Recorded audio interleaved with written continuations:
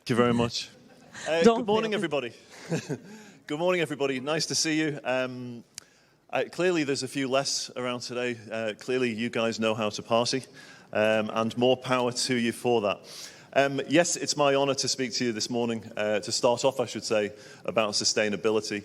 And what's interesting about sustainability, yesterday's sessions were fantastic. I found it really fascinating. Some great panels, some great keynotes. And one of the things, as I was sat there listening to all of this, was sustainability comes through every single part of it.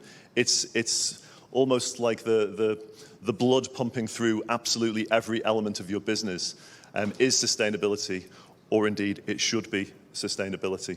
But we're going to talk a little bit about being sustainable versus being seen as sustainable. And my very first question for you is, I'm sure you're all familiar with these signs, which if you stay in hotels as often as I do, you'll be well used to them. They're always hanging on the towel racks. And it says, please, we care for the planet. Always, we care for the planet. Save the planet. Help us to do our bit to save the planet by reusing your towels. My question is that being sustainable, or is that being seen to be sustainable? Because I would say it's greenwashing. Clear and simple, it's greenwashing. It's about putting the onus of responsibility purely onto the guests without saying what you as a property are doing. It's a way that you save money, and you're not telling us what you're giving back. It annoys me every time I'm in a hotel and I see these things. I just think, if you started off that little thing on the towels and you said, last year we invested 20,000 euros in sustainable practices. And we were able to do that because guests like you reused your towels. Please help us to continue this work by reusing your towels. Slight difference, very subtle, but it makes a big difference. It's showing us you're actually investing in sustainability as well. We're partners in this together, you and I, guest and hotel. Anyway, I digress. My name is Ged Brown. I'm the founder and CEO of an organization called Low Season Traveller, the world's first and to date only, bizarrely, organization which is entirely dedicated to the promotion of the low seasons in each destination that we feature. I'm also the executive director and one of the founding directors of the World Tourism Association for Culture and Heritage, which is all about the protection and preservation of culture and heritage for future generations. I'm a podcast host, and I'm a former executive at Keone, Thomas Cook, My Travel, and a few other companies. And I'm very proudly the founding member of these organizations here, which we'll go into later. Once upon a time, we were masters of long-term thinking. And this is really important because when we're talking about sustainability, we are talking about long-term thinking. And as a race, we used to be brilliant at this. And I think we've lost our way a little bit over recent years. What you can see here are images of cathedrals. They're different cathedrals. I didn't do that much research on it. But the ancient cathedral builders in Europe were masters of long-term planning. In their primitive technology, it would take them up to 200 years, maybe even 300 years, to build these fantastic monuments, which you can see. And what that meant was that the people who were digging the foundations were doing so knowing that if they made a mistake, future generations, maybe their children, or their grandchildren actually, would have huge problems further down the line. Those foundations had to be done right. They did it right, and they did it diligently, even though they knew they would never see the finished cathedral. They were never going to see that beautiful cathedral, which you can see there in front of you. But they did it diligently anyway. The same with the people who were carving those first foundation stones, who were creating the stained glass windows even. They knew they would never see the finished article. Yet it didn't stop them from doing their absolute best in everything that they do. Now, one example of this was in the 1980s in the UK. I think it was in Oxfordshire or Cambridgeshire, one of the shires anyway. There was a cathedral there which has stood for, about 700-800 years. Beautiful, big building. And the roof was supported by huge oak trusses, colossal oak trusses. And they started to get woodworm in the 80s. And this was a major problem. They were like, what the heck are we going to do? Where are we going to find oak of that magnitude to make sure that we can repair this in the way that it was originally built? And it was a big problem. Word eventually got round, and a local farmer came forward And he said, "We've been waiting for your call. My family have been waiting generations for this very moment." I said, "What are you talking about?" He said, "Well, when the architects, hundreds of years ago, when they first laid the foundations and the plans for what they were going to do, they knew that oak beams will only last for a few hundred years, maybe 500 years, and they would need replacing." So do you know what they did? These were the architects at the time. The first thing they did before laying foundations for the cathedral was they planted an oak forest, not too far from where the cathedral is, knowing that that will be used in 800 years' time to replenish the oak beams when they go. That's long-term thinking. That's planning. And that's what we were brilliant at. And that's what we've lost. But we need to regain it really quickly when we grapple with climate change and sustainability. So what are we talking about when we talk about sustainability? I think it's really important that we, at the very outset, we get to grips with what we mean by sustainability. And it's defined by the United Nations as meeting the needs of the present without compromising the ability of future generations to meet their own needs. Think about that sentence, because that's what we're talking about with sustainability. Pretty low bar, in my opinion. Pretty low bar. Basically, do what you can to live, and just don't screw it up for future generations. That's it. It's a very, very low bar. If I had my way, we'd be changing that to meeting the needs of the present whilst ensuring the ability of future generations can meet their own needs. I think that would be a little bit stronger. But anyway. But overall, what we're talking about with sustainability is people, planet, and profit. Those three things. Let's start off with people. And I want to give us a little bit of an overview as to where we're up to today in the world. Quick show of hands. I know we're all a little bit hungover. Anybody know how many people are in the world today? Whoever said 8 million, I heard 8 million there somewhere. Yeah, basically in 2 weeks' time, roughly the middle of November, we're going to hit 8 billion. The most people that have ever lived on our planet, which is quite a big milestone. These are the predictions. You're going to see some stats and figures. Forgive me. I know that you're not in the mood for stats and figures, but it's really important because what we're talking about here is the scientific fact as far as we know it today. And that's why this is important. But when we're talking about these future trends, which have been done by experts at the United Nations, World Economic Forum, and other such bodies, think about how this impacts your business. Think about these trends. And what I've tried to do is on a lot of these trends, you'll see it to 2050. I've tried to further break it down to 2030 because I think the next 8 years, it's more of a manageable chunk and it gives us a little bit more focus as to what's happening in the next 8 years. So we're currently on 8 billion. By 2030, it's going to be 8.5 billion. And yeah, 1 billion more in the next 27 years. And 27 years is not a long time. It sounds like a long time. But when I was working this out, and I was thinking, well, what was 27 years ago? And it was 1995. And I'm sorry, but 1995, as far as I'm concerned, was like yesterday. That's frighteningly recent. So when we're talking about 27 years' time, it's coming very, very soon. And for anybody, if there is anybody young enough in the audience to be a millennial or even a Gen Z, that's the stage 2030 and just after when you're really going to be coming to your own. It's going to be an aging population. Again, these are the facts. The vast majority of the world's population already is of an adult age. It's going to be even more so. What you're looking at is the blue line there. It's not a helpful age categorization, 25 to 65. It's like a bit broad for my liking. But you're talking about adults who are conceivably earning. They've got spending potential, all of that kind of stuff. The younger age groups, 0 to 14, 15 to 24, really starting to tail off in the next sort of 10, 20 years. And the 65 plus massively going up.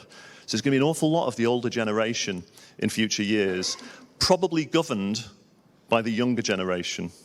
So we need to think about that with our actions today, by the way. One of the other major characteristics moving forward is the growing middle class.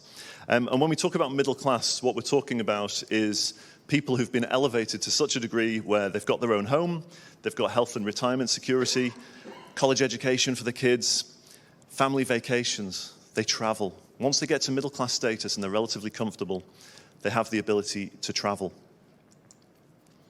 September 2018 was a really big month for the world, because for the first time in human history, the people who were in middle class or rich, so relatively comfortable, was exactly the same number as those who were poor and vulnerable. Never happened before in human history, and it happened in September 2018. Now it's more on the middle class rich side of things, and that's the trend that's going to continue. We haven't got much to be proud of as a human race, but that's something that we should be hugely proud of. We're elevating people out of poverty and vulnerability. Another 1 billion will join the middle class in the next 8 years. Again, as far as we know it today, this is factual. This is done from, this particular one's from the Brookings Institute, which is a think tank on all of these things.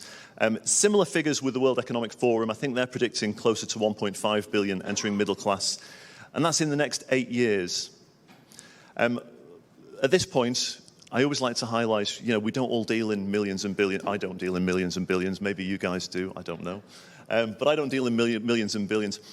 The difference between 1 million and 1 billion, really important to point this out. If you go back 1 million seconds from right now, you're about 13 days in the past. If you go back 1 billion seconds from right now, you're about 35 years ago. That's the difference between 1 million and 1 billion. It's colossal. When you talk about an extra billion, it's a monstrously big number. And you need to really get your heads around that. Because there will be opportunities with this growing middle class, but there will also be threats. Where are they coming from? Mostly from Asia. You won't be surprised to know. China is going to be a huge amount, 350 million more, 380 million more in India, only 130 million more in middle class in the rest of the world. The middle class, once they get to middle class status and they have this disposable income, they travel naturally. And it's right that they should do so. They should experience the world. At the start of the 21st century, 10.5 million overseas trips were made by the Chinese. That was just in 2000. In 2017, it was 145 million. And that's going to exceed 400 million by 2030. So there's going to be a lot more people traveling in the world that today are not traveling in the world. 2019, pre-pandemic, the glory days, we saw 1.5 billion international tourist arrivals. It took over 100 years, gradually, of the tourism industry building up its way to get to that figure. And it led to this. This is what we saw. When I show you these pictures, by the way, really think, with each one of these people, is that the experience they signed up for when they were booking their trip? Is that what they thought they were going to get? I don't think so. Colosseum, horrendous. I've never been to the Colosseum. I've no desire at this stage. And that I believe is Dubrovnik. And this, Barcelona. As well, when we're thinking about what these people signed up for when they booked their vacation, think about if you live there. How utterly horrendous that must be. I can't imagine it. I don't live anywhere that's vaguely touristy. And it also led to scenes like this. So that's what 1.5 billion international arrivals did to us around the world. Now imagine in the next 7 years, another 1.5 billion arrivals in addition to that. 7 years to double arrivals. Really, that's what we're looking at. It's a grave picture. You need to promote your low seasons. That's why I set up my organization. And I still cannot believe we're the only organization in the world that focus on this, because it's so glaringly obvious. You're going to have to. You're going to have to, because you're not going to be able to build more resorts and hotels when you know that those hotels are going to be used for only 6 months of the year. Is that a sustainable use of those building properties? We know that building properties accounts for 30%, the built environment accounts for 30% of global emissions. Is that the best use? Using a property for 6 months of the year? Absolutely not. Absolutely not. Let's talk a bit about the planet. This is the heavy one. Sorry, guys. Sorry. But you should know all of this stuff anyway. Hopefully I'm telling you nothing new. The world is heating up. Surprise. If there's anybody in the audience like me who was born in the 70s, the Earth has increased by 1 degree in our lifetime. It doesn't sound like much. Sometimes I wish we measured these things in millidegrees or microdegrees, because 1,000 millidegrees just sounds so much more, shit, what are we doing? 1 degree just sounds a bit like, it's only 1 degree, it's not that bad. No, it is bad, I can assure you. The challenge that we've got, by the way, as we're monitoring this, is we just don't know what it looks like. When you get to 3 degrees, we're not really sure of exactly how bad it is. We know it's colossally bad, but it's whether it's dinosaur land or whether it's something that vaguely we might be able to exist on. We just don't know. But we're getting very close to 1.5 degrees, really close. This is a handy little tool which has come out from the United Nations, telling us that there's going to be a 41% increase in area burned by wildfires in the Mediterranean summer on 1.5, 62 in if it's plus 2%, and 97% if it gets to plus 3. Latest estimates could be worse than that, might not be as bad. The Great Pacific Garbage Patch, another proud moment for humanity here. If you're not familiar with it, are any of you familiar with this? The Great Pacific Garbage Patch. There's actually not just one, there's a few of them. Roughly the size of France, each one. They're huge. And basically it's basically where all of the plastic, mostly the single-use plastic, that's where it all ends up. At some stage in its life cycle, it will end up in the oceans somewhere. We know that plastic doesn't biodegrade at all. Once we create plastic, it's there forever. Pretty much, it's there forever. Never, ever goes away. We can start to clean this stuff up, but it does burn emissions actually trying to clean it up and to recycling it. That does actually take a lot as well. But there's some great projects out there that are doing their best to try and clean this up. We've got a responsibility to stop adding to it, though. And that's a mindset. You need to get in the mindset of when you're seeing tiny pieces of plastic. And once you get into this mindset, by the way, you see it everywhere. Any relatively useless pieces of plastic, single-use plastic, plastic forks, whatever, magnets, you name it, you start questioning that. Why are we producing this stuff? Eventually, it's going to end up in the ocean somewhere, where it's going to get consumed by fish. What happens to it is it doesn't biodegrade, but it breaks down into micro granules of plastic. Never fully disappears, but it gets smaller and smaller, and eventually it's consumed by fish. And that's a problem in its own right. But then, of course, it enters the food chain for all of us as well. So, conceivably, we'll be eating plastic if we're not already. And I'm sorry this sounds grim, but it's really important that ignorance is no defense moving forward. These are the facts. These are the absolute facts. By 2030, the United Nations are telling us that there will be as much garbage in our oceans as there are fish in the oceans. Pretty scary stuff, actually. So perspective is absolutely everything when we're talking about sustainability, the environment, and the climate change challenge. We thought the COVID-19 was the mother of all problems we were going to deal with. Then it's the recession which followed it, which is where we're up to now, and we still don't know how this is going to pan out, but it looks pretty bad at the moment for the winter. But climate change is just the mother of all of the problems that we've got to deal with on a daily basis. So yeah, it is scary, and I'm sorry that that's so heavy first thing in the morning. And that scariness, that can lead to inertia, and that's really scary in itself. What we do is, it's so overwhelming, we think, I don't even know where to start. I don't know where to start. I don't know what to do. What can I do in my own little way? And that's scary, because a journey of 1,000 miles starts with a single step. You have to take that first single step. Baby steps are okay, so long as you're taking a step forward in the right direction. And that's the main thrust of the message here today, is make a start on that sustainable journey. Doesn't matter if it's not perfect, doesn't matter if it's only X, Y, or Z, just make the start. Because the worst thing in the world to be confronted with, as any student will tell you, is a blank piece of paper. That's the hardest thing to deal with. Once you've got something, you're away. People. So these are some of the things that you can do to start your journey. Naturally, I'm going to tell you, as the founder and CEO of Low Season Traveller, I'm going to say, yeah, partner with Low Season Traveller. It costs from £250 per year.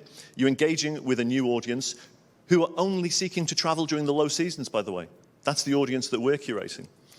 It demonstrates actions towards more responsible tourism, reduces the pressure on peak seasons, makes you a better neighbour. You're doing something for your community, trying to ease the pressure on the peak seasons. And you should shout about it if you do join with us. I don't know if the lady is still here from Kotor Blue Bay in Montenegro. There she is. Very proudly a partner. I'm delighted to be working with you on that. People, partner with WETAC, the World Tourism Association for Culture and Heritage, committed to protecting and preserving your local historical and cultural heritage. Starts at $50, $50 US a year. So, you know, financially, there's no barrier here on the finance side of things. But the work that these guys do is truly incredible. They are protecting and preserving cultural heritage in destinations all around the world. Engages with cultural heritage travelers. And by the way, cultural heritage travelers, they travel all throughout the year. In fact, they get a better experience in the low seasons, and that's why we work really closely with these guys. And it demonstrates actions towards the preservation of cultural heritage. Planet. Sign up to Tourism Declares. It's a not-for-profit organization, free of charge. All you need to do is share what your sustainability action plan is. Share it with them, put it on their website, and then you can use the Tourism Declares a Climate Emergency Partner badge on your website. Again, you're demonstrating you're taking this seriously. It's on our radar, and we take it seriously. And I think that's really important. Nice, easy one to do. Sign up to the SunX program. Program set up by a guy called Jeffrey Lippman, Professor Jeffrey Lippman. I should give him his full title. He earned it.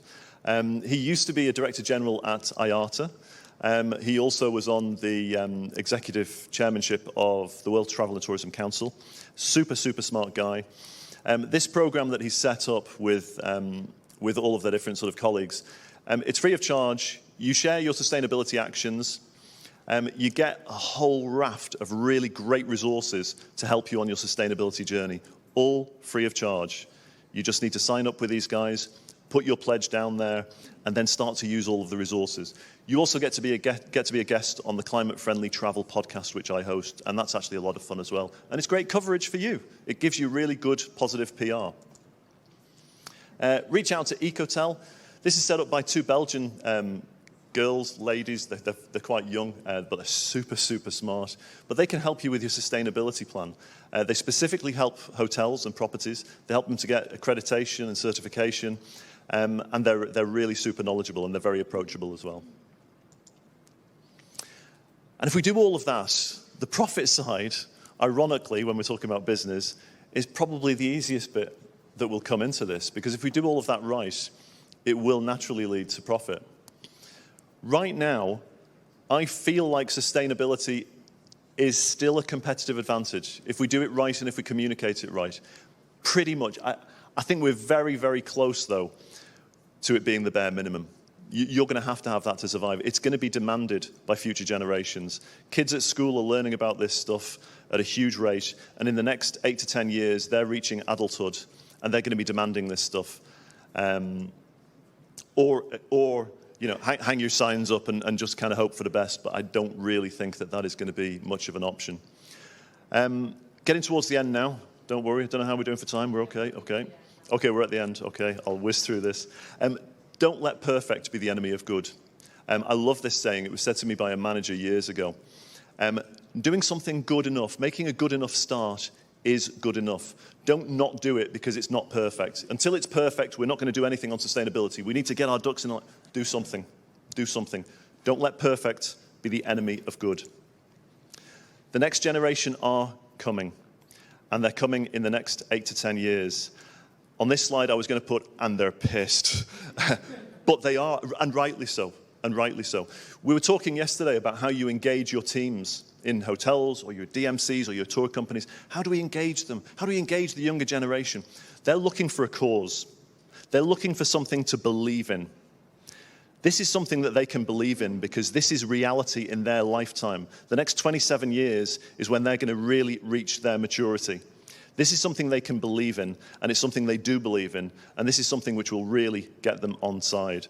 So you want to engage with the younger generation and get them working for your properties and helping out.